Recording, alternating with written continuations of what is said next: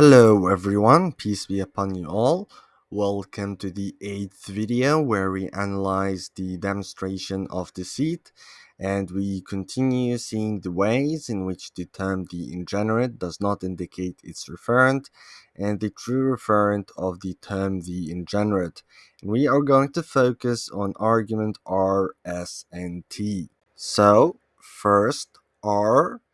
The term the ingenerate does not indicate its referent in the way that the ingenerate is in part, for he is indivisible. With this kind of supposition, Eunomius refuses to take the name the ingenerate as an appellative that refers to a particular member of a species or class, in contrast to the whole species or class. As we said before, a supposition is standing for something. So apples in I like apples stands for real apples. I drank a cup. The cup is referring to a real cup that I already drank, so the cup doesn't exist anymore. I drank it. When I say cup, I'm not referring to a literal cup, but the water in the cup. So I drank some water, in other words.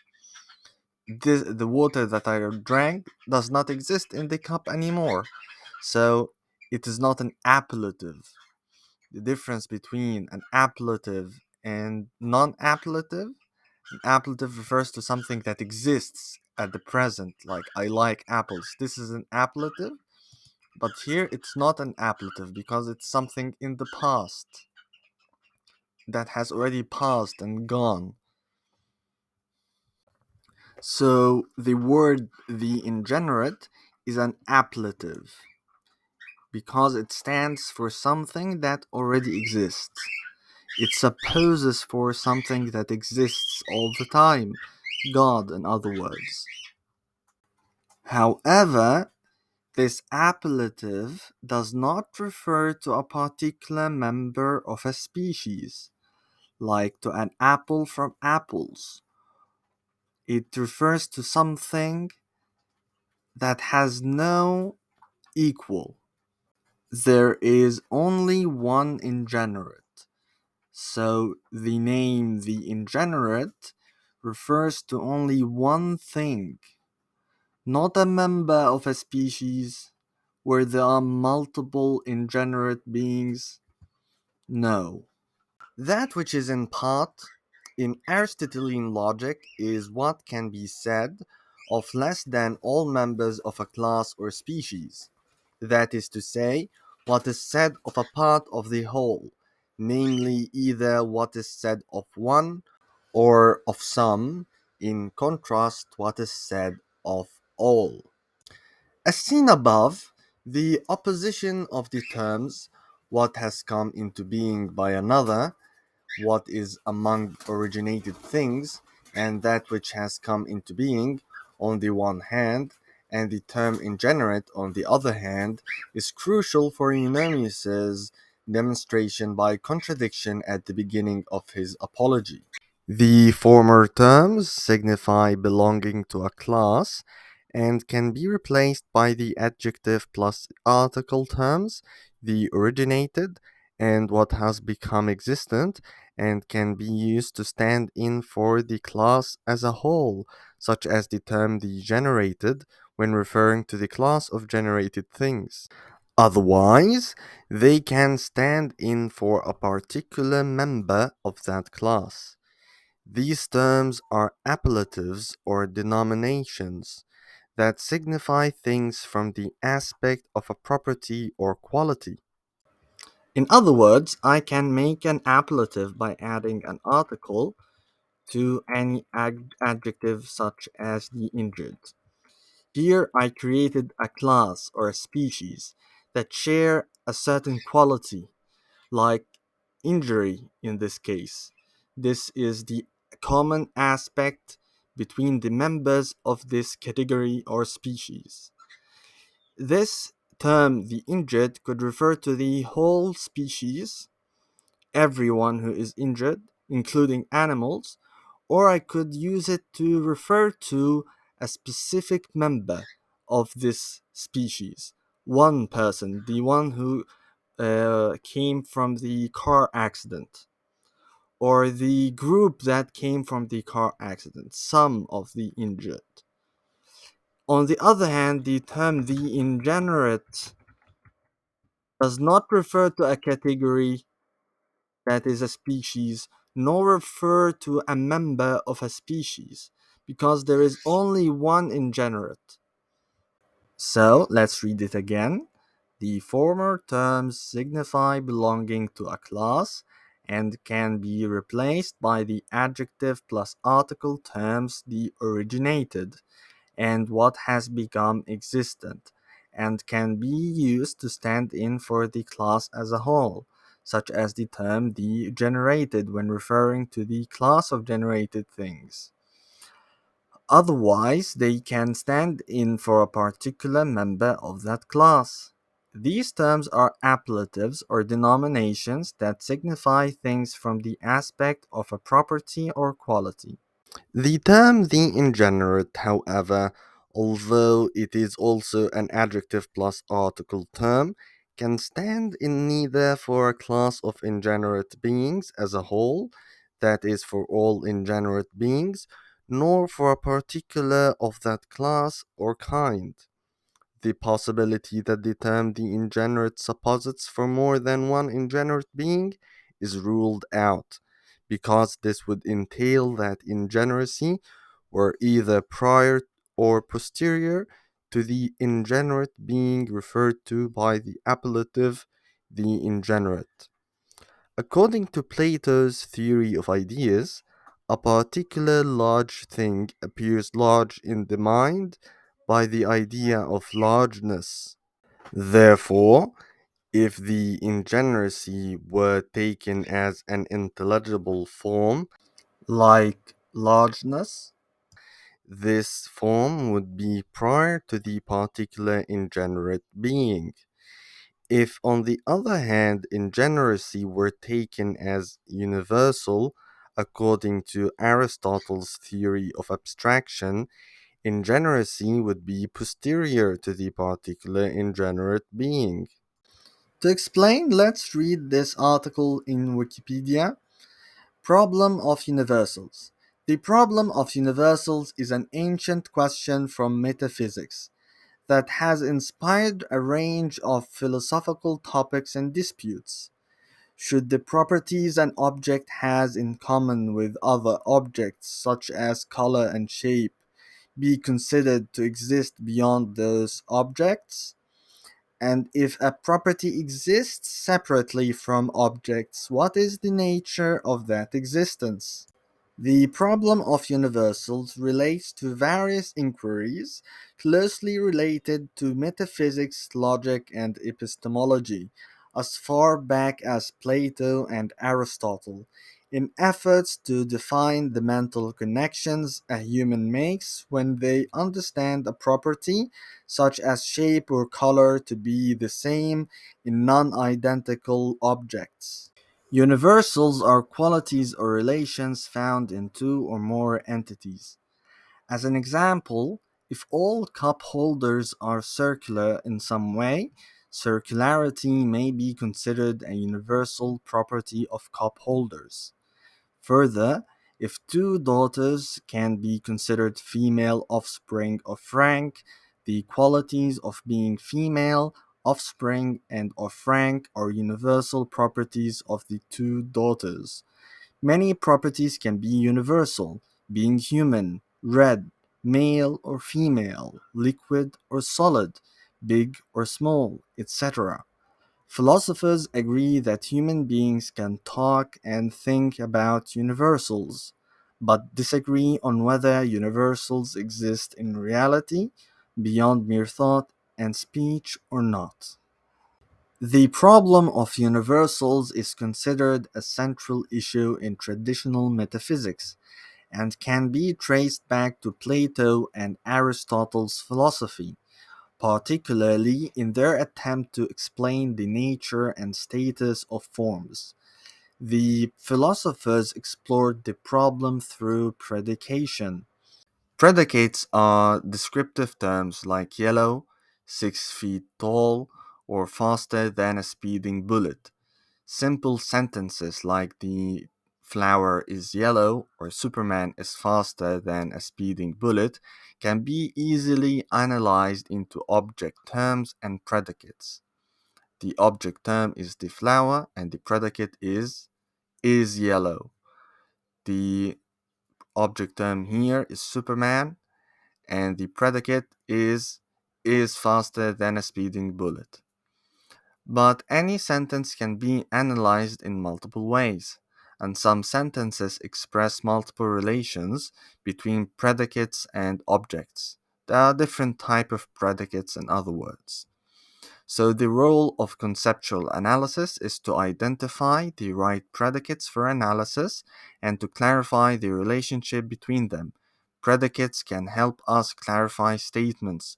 For any sentence, we can ask what is being predicated and how is it being predicated.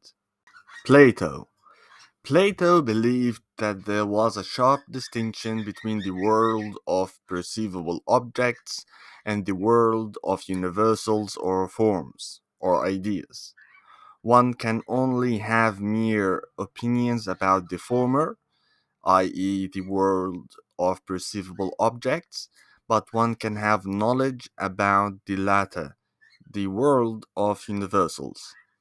For Plato, it was not possible to have knowledge of anything that could change or was particular, since knowledge had to be forever unfailing and general. For that reason, the world of the forms is the real world, like sunlight, while the sensible world is only imperfectly or partially real, like shadows. This Platonic realism, however, in denying that the eternal forms are mental artifacts, differs sharply with modern forms of idealism. One of the first nominalist critiques of Plato's realism was that of Diogenes of Sinope, who said, "I've seen Plato's cups and table, but not his cupness and tableness." Aristotle. Plato's student Aristotle disagreed with his tutor. Aristotle transformed Plato's forms into formal causes, the blueprints or essences of individual things.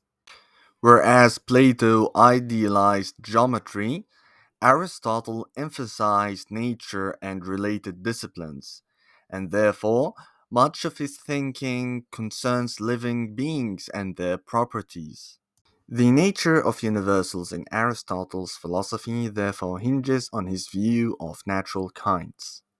Instead of categorizing being according to the structure of thought, he proposed that the categorical analysis be directed upon the structure of the natural world. He used the principle of predication in categories, where he established that the universal terms are involved in a relation of predication if some facts expressed by ordinary sentences hold, meaning are true. In his work on interpretation, he maintained that the concept of universal is apt to be predicated of many and that the singular is not. For instance, man is a universal, while Callias is a singular. In other words, Callias is not a universal because it's a name for a singular person. It can be predicated only of a singular person. The philosopher distinguished highest genera, like animal, and species, like man, but he maintained that both are predicated of individual men. This was considered part of an approach to the principle of things, which adheres to the criterion that what is most universal is also most real. Consider, for example, a particular oak tree. It's universal, its oakness is a part of it. A biologist can study oak trees and learn about oakness, and more generally the intelligible order within the sensible world. Accordingly, Aristotle was more confident than Plato about coming to know the sensible world. He was a prototypical empiricist and a founder of induction. Aristotle was a new moderate sort of realist about universals. So, according to Plato, I get to know the idea first. I download it from the world of forms, which has an eternal independent existence. Then I describe things based on that idea. So when I see a thing that resembles the idea of cat, I judge that thing as being a cat. So the existence of catness precedes the existence of the particular cat. This is a member of a species and it has much in common with other oak trees, past, present, and future. On the other hand, according to Aristotle, I get to know the thing first, then extract or abstract the idea from it. So the existence of the thing precedes the existence of the idea. So, if ingeneracy were taken as intelligible form according to Plato's theory of ideas, this form would be prior to the particular ingenerate being. If, on the other hand, ingeneracy were taken as universal according to Aristotle's theory of abstraction, ingeneracy would be posterior to the particular ingenerate being. Now, let's continue. Further, on the supposition that the ingenerate stands for a particular ingenerate being, it must be either a particular substance that is dependent on the intelligible prior to it, or it must be a particular quality that has subsistence only in a substrate and therefore is posterior to the substrate in which it inheres. Further, since according to both the Platonic theory of forms and the Aristotelian theory of universals, to be something by something entails difference of two entities, one prior, another posterior. From being ingenerate by the intelligible ingeneracy follows degenerate ingenerate thing. Again, to be something by something entails difference of two entities, one prior, another posterior. From being ingenerate by the intelligible ingeneracy follows the ingenerate ingenerate thing, which is absurd. And from the existence of the abstracted concept ingeneracy by the ingenerate particular thing follows generate ingeneracy. Both consequences are absurd. To illustrate, to be something by something else entails that there are two entities, one prior, one posterior. So, if an ingenerate thing is ingenerate by the intelligible form or idea known as ingeneracy, this means that the ingenerate is generated, which is absurd. Likewise, if the abstracted concept ingeneracy is generated by the ingenerate thing, then ingeneracy is generated, which is also absurd.